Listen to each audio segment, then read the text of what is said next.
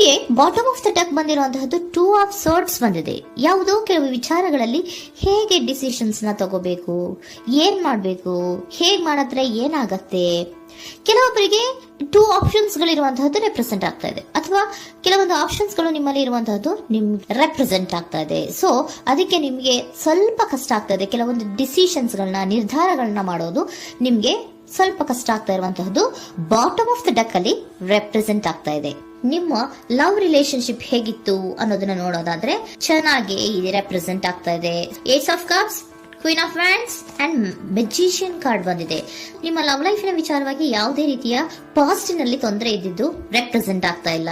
ನೀವು ತುಂಬಾ ಚೆನ್ನಾಗೇ ಇದೆ, ಒಂದು ಕ್ಯೂರಿಯಾಸಿಟಿ ಇತ್ತು, ಬಹಳಷ್ಟು ತುಂಬಾನೇ ನೀವು ಲವ್ ಲೈಫಿನ ವಿಚಾರದಲ್ಲಿ ಬಂದಾಗ ನೀವು ನಿಮ್ಮ ಲವ್ ಲೈಫಿನಲ್ಲಿ ತುಂಬಾನೇ ಮಾತಾಡಿದ್ದೀರಾ. ನೀವಿಬ್ರು ತುಂಬಾ ಟಾಕ್ಟಿವ್ ಆಗಿ ಇಬ್ರು ಕೂಡ ತುಂಬಾ ಚೆನ್ನಾಗಿ ಮಾತಾಡಿದ್ದೀರಾ.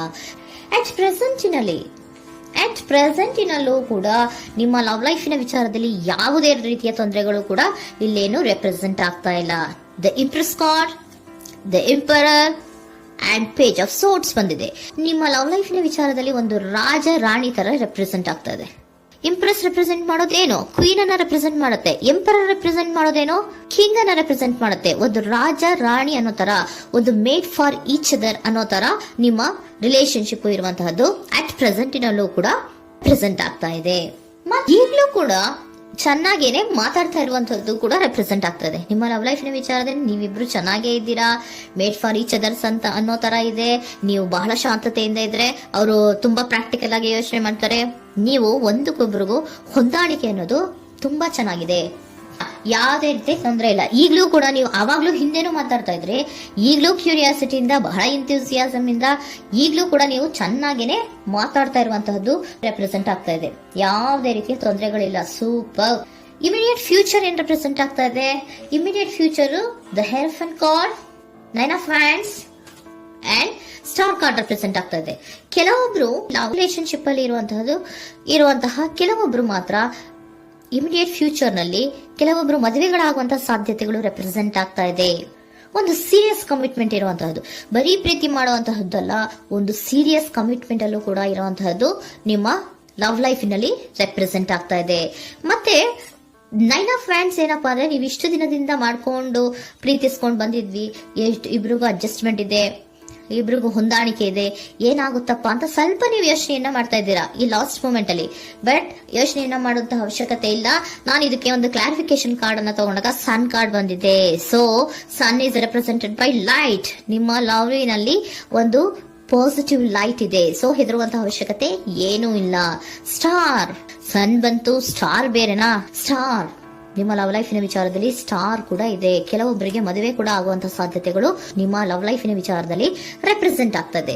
ಯಾವುದೇ ರೀತಿಯ ನೆಗೆಟಿವ್ ಆಗಿರುವಂತಹದ್ದು ಏನೂ ಬಂದಿಲ್ಲ, ಆಲ್ ಪಾಸಿಟಿವ್ ಕಾರ್ಡ್ಸ್ ಬಂದಿದೆ. ಲವ್ ಲೈಫಿನ ವಿಚಾರದಲ್ಲಿ ಯಾವುದೇ ರೀತಿಯ ತೊಂದರೆಗಳು ಇದ್ದ ಹಾಗೆ ಕಾಣಿಸ್ತಾ ಇಲ್ಲ.